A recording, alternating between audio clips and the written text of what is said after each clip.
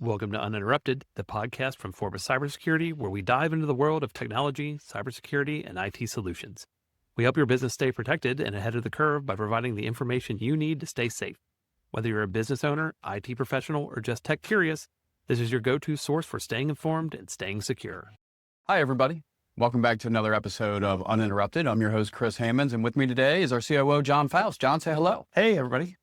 All right. Now, before we jump in today, John, I have a question for you. How would you explain incident response to a business owner who was not technical in any way? Yeah, so incident response at its very basic level is exactly what it says. I know that's kind of a annoying answer, but it's responding to an incident. So what that really means is when we've talked in the past about the 3 bad things happening, some form of that has happened. So it's to start down that process. An incident response can really be a security event's happened and you're responding to that incident. So we talk about detection, response, and recovery. This is exactly that response piece before you get into the recovery phase. So how do you get the bad actor kicked out? And it can go in then all the way to how do you recover your access to those systems that you've kicked the threat actor out of, or you've looked at those sorts of things. So incident response can go all the way to the gamut of, hey, we've detected that somebody has unauthorized access into an email account or a computer, and we've detected it early and nothing bad's happened. So our response to it is to kick the threat actor out, change passwords, all the sorts of things that you want to remediate from that situation, respond to that situation, then recover from it. And then you want to look and say, hey, why did this happen? Do an after event analysis to see if you can patch up the hole that caused the initial access to happen anyways.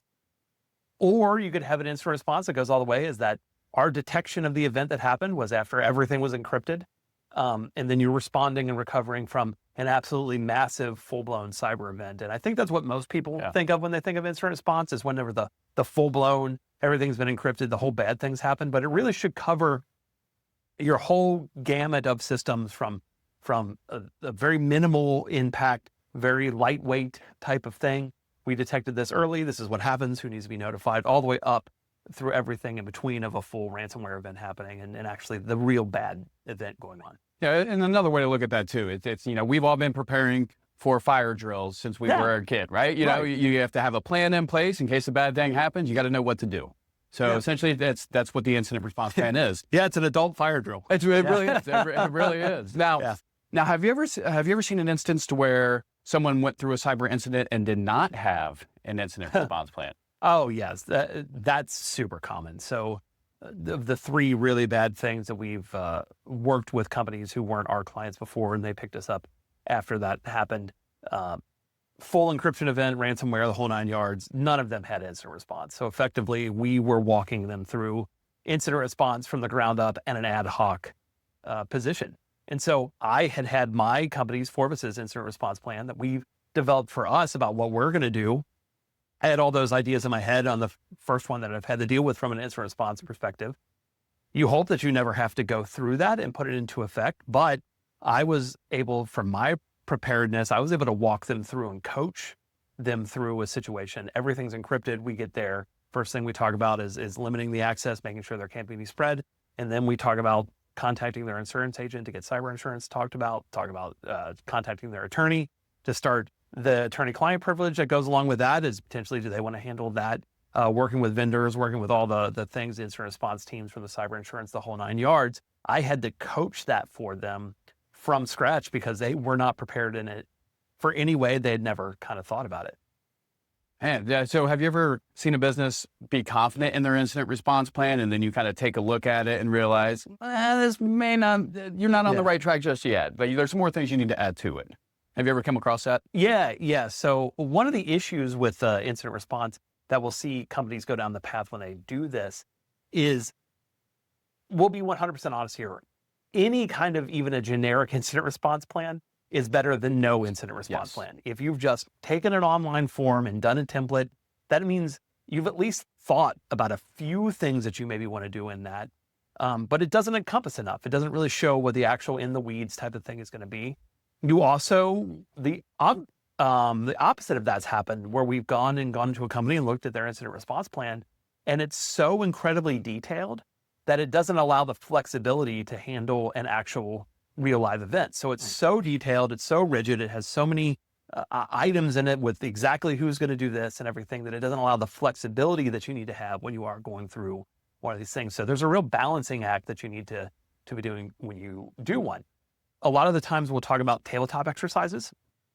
That will actually be putting your plan into practice before something bad actually happens. You run through it. That will really help you identify if your incident response plan is good or not, or has enough detail, or has too much detail, or whatever. You can really get a good idea for that and see by running through some exercises. Gotcha. And you brought up something. Who is typically somebody that helps create an incident response plan? Is it just the IT team or security team, or who all should be involved with that? Yeah, so this is a business leadership discussion.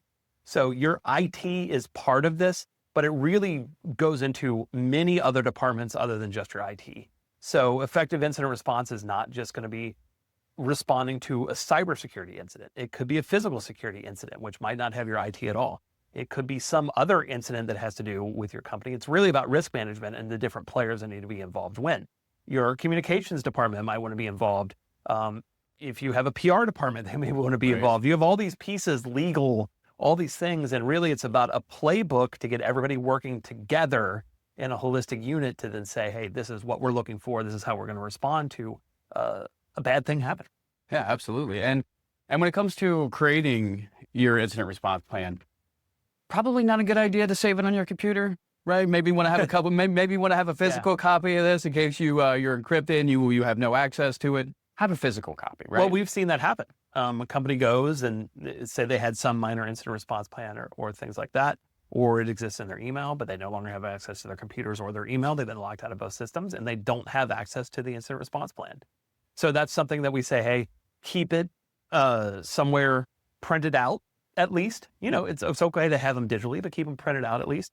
Also keep them in somebody's house in case you have a fire or something like that. That's a good idea as well, like the business leadership, like maybe have a couple copies that are put out through those houses. But then also when you do that, a change revision is important. So if you've made a change in your incident response plan, and this is maybe the only place where you have the phone numbers of who you're going to call, and those phone numbers change, and if you're not changing out those physical copies, then you now have data drift and you have old data in those, and so they won't be useful to you if you do go through something. Gotcha. And you kind of touched on this, testing it out. How often would you recommend testing your incident response plan? How often should you check on it to make sure that you got a good backup in place? Well, you should read through it once a year. Like, right, at minimum, just like go through and read through it once a year. And cyber insurance is actually starting to require this more. We're starting to see on the insurance questionnaires, which went from a page to now 14, 15 pages for those applications when you go to get cyber insurance. But they're now starting to ask for, what's your incident response plan? They're starting to ask for, do you have one? When was the last time it's been reviewed? And so when I look at compliance standards, even depending on the different compliance standards you're under, generally these policies are reviewed once a year. As far as testing, very few companies test it. They should, right? You should run through this, especially if you have a key staff member change. You want to make sure that they're up to speed with what should happen. But your incident response plan should be not rigid, but it should be detailed enough so that people would be able to read it and then understand what their job roles are and what their tasks should be. So you really want to review it with the right mindset in those things. Now, let's say I'm a small business, just kicking off. I have no idea how to even start to create an incident response plan. What should I do? What are some resources that I can use? Yeah, so this is the big question that we get a lot. And I get a lot of pushback from this. So the incident response plan is great and you should have it. You really need to have it. But what we'll see is really a couple things. One, it's a business leadership question. So you need the business leadership to be more involved than normal cybersecurity programs and procedures and things like that. So what we'll see is the business leadership sometimes will push back because now you need them to take time to do work to deal with this thing. And they're kind of like, okay, well, this might not happen, so I'm going to push it off to the back end. So that's one. Even getting the business leadership to do one is difficult in a lot of realms. Another thing that we'll see happen is it'll say, hey, I'm just going to have the cybersecurity team do this without any, or the IT people do this without any input from business leadership. And so now you have an incident response plan that doesn't actually really do anything because it's only through one lens. It doesn't show what you're supposed to do with the business as a whole. Who do you need to talk to? What are some potential regulatory issues you might have? But then a lot of times that we'll see is you can get into a really decision paralysis with this. You need to do practical cybersecurity before trying to do an incident response plan.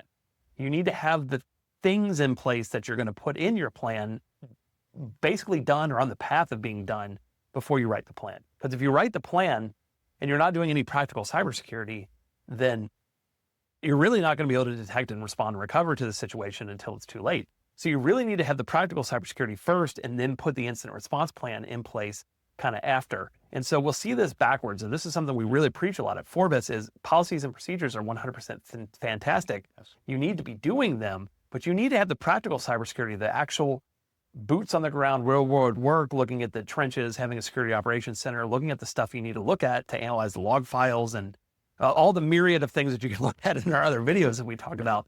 You need to be doing those.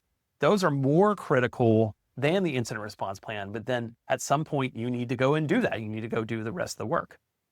Yeah, and one of the things, that's also something we could help you with. If you just have some questions and you need a jumping off point or maybe even a template to help get you started, reach out to us. We'd be more than happy to at least get you in the right direction here and help you answer, especially with the technical side like you were just talking about, having just enough cybersecurity in place already. So get that done first. And then your plan, create your plan out. Well, I mean, you've seen Dan now. I mean, we've hired Dan. That's the reason that we hired Dan, for all the fun certifiable ethical hacking stuff he does, for all that penetration testing, all those certifications.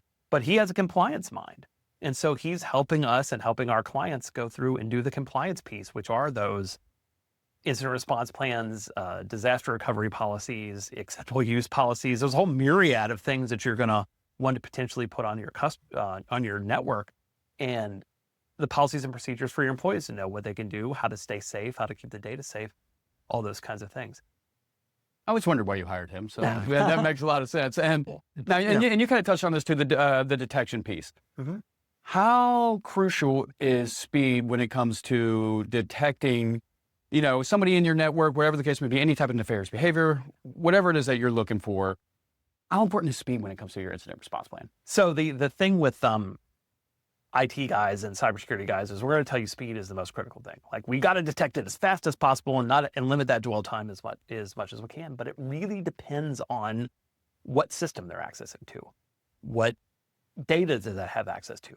How long could the dwell time be on this device before something bad would happen? We talk about preventing the 3 bad things when we look at an operational outcome. Sometimes it takes a while for somebody to be able to impact operations. So there's a longer dwell time that has the detection be able to be a longer phase. If it's a critical computer that has access to finances or somebody's user account that has access to very sensitive data that you want to protect, you want to limit that dwell time as much as possible, because that's the amount of time that it can take for a hacker to be able to steal the information that they need to actually cause one of the 3 bad things to happen.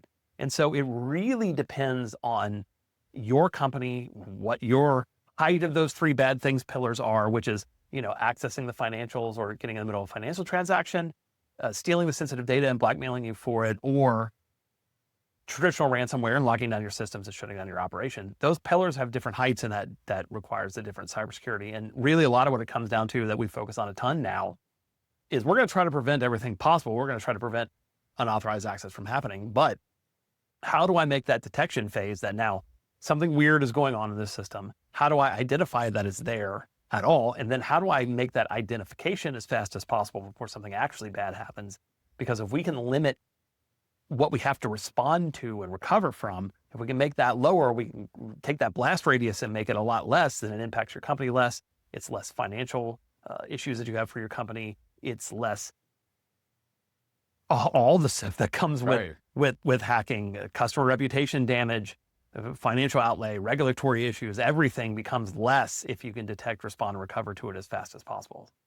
Gotcha. And then one of the analogies I always like to use too is if there is a bomb in the middle of the street, right? If you leave it alone, it's going to blow up the whole neighborhood, blocks around it. But let's limit that blast. Let's put a dome over top of it, and let's really manage that. And that's part of what this incident response plan helps you do. Now, is there anything else you would want to kind of add or think that business owners should know about incident response? Well, so there's a couple things. One is incident response plan is how you're going to respond to an incident. It does not have anything to do with how your company is going to continue to run and make money while that incident's happening. That's actually a different plan now. It's been separated out from incident response. That's a business continuity plan. That's something you really want to consider having as well. IT's job or your MSP's job or whoever's job who's dealing with the technology, if you're going through a technological incident, they're going to be concerned with how to get access back to your data, how to limit the blast radius, how to make it so it's not as bad as possible. Your business continuing to function and make money while you're going through one of these scenarios, that's a business leadership problem. And so that comes down to a business continuity plan. So you really want to think about that. Another thing you want to think about when you're talking with incident response is who holds the data and who has access to the data. A lot of this has to do with computer systems. It's about letting your employees have access to tools and the data that they need in order to do their jobs more efficiently and effectively, whether that's AI, whether that's Excel, whether that's databases, whatever, you name it, core business applications, all those sorts of things. How do you get your employees to have access to the data so that they continue to work? And how do you keep that data out of the bad guys' hands? That's the core of what you're looking at with cybersecurity and also with incident response. And so we hear a lot of times, and we're going to talk about this more in depth in another episode, but we hear a lot of times people talk about the cloud. Okay, well, I put my data in the cloud. How do I deal with an incident response of a cloud situation? If you don't have access to the backups of those data and an incident has taken down your access to the data that resides in the cloud or something critical that you need to do for your business to function, then your recovery options are greatly limited. They're generally limited to what a cloud provider will offer. And so we've seen issues with the CDK hack. We've seen issues with AWS going down, just traditional, not even IT, or not even cybersecurity, but IT issues where just an access to the system has nothing to do with hacking, is just not there. The high availability and the uptime is not there. And you don't have access to a critical system you need, but you don't have the data. The data is at a cloud provider that you think you're going to have 100% access to. What happens when that access goes down?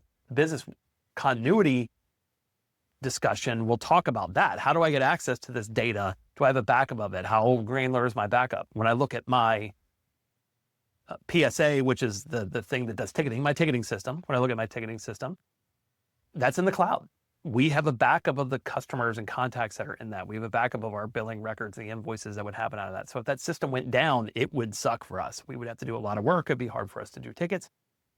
But we have a workaround. We've copied out the database. We do a copy of that every so often so that we know who we need to contact and what our current services are and those sorts of things. We have a backup of that outside of the cloud system. That's something you maybe want to consider when you're doing this, because your incident response might be, hey, I've lost my access to my cloud system. I need to go into the back of the cloud system. Oh, well, I moved to the cloud. I no longer control the backup. I don't have an access to the backup. I have no way to do this. And so those are some of the things that you're going to want to think about as you go through one of these things. And that's going to be a more mature incident response plan. That's going to be a more mature other plans and policies and procedures that you have in your company. But it's something you want to think about and give consideration to. And I'm glad you brought that up. I'm sure you guys have a lot of questions about the cloud, what it even is, some misconceptions, that sort of thing. And that is going to be in another episode. So we're going to dive into that. We're going to go deep into the cloud, debunk a lot of these myths that we hear on a regular basis, right? So stay tuned. We're going to bring you up to speed and get you informed on everything you need to know about the cloud. Yeah, and like Chris told you before, if you have questions about incident response, if you have questions about your cybersecurity, if you have any of those things, I hope by now from watching our videos, you kind of see how much of an education-based company we are. We want you to be informed, even if you're not working with us. So reach out to us and we can at least put you in the right direction of what are some things you need to think about. And our goal, like I've stated before, is I don't want to sit across the table from somebody and say, hey, everything's been encrypted. You've lost this much data. Do you want to pay a ransom? How are you going to continue your livelihood and get this company back in functioning? How are you going to keep the 30, 40, 50 employees here fed and their families fed? And you have that responsibility. So how are you going to do that and survive through this? I don't want to have that conversation anymore. So the more that we can inform you and make it so that our community is more secure, that's what it's about to us. So reach out and we're happy to help you. All right. Well, thank you so much for your time today, John. Have a good one. Thanks. Thank you for tuning into this episode of Uninterrupted, a podcast from Forbes Cybersecurity. We hope you walked away with practical insights to protect your business and stay ahead of the latest cyber threats. If you enjoyed today's episode, don't forget to subscribe, leave a review, and share with your colleagues. For more tips, resources, and cybersecurity updates, visit Forbes.com, that's 4bis.com, and follow us on LinkedIn and Facebook. We'll be back soon with another episode, so stay vigilant and stay uninterrupted.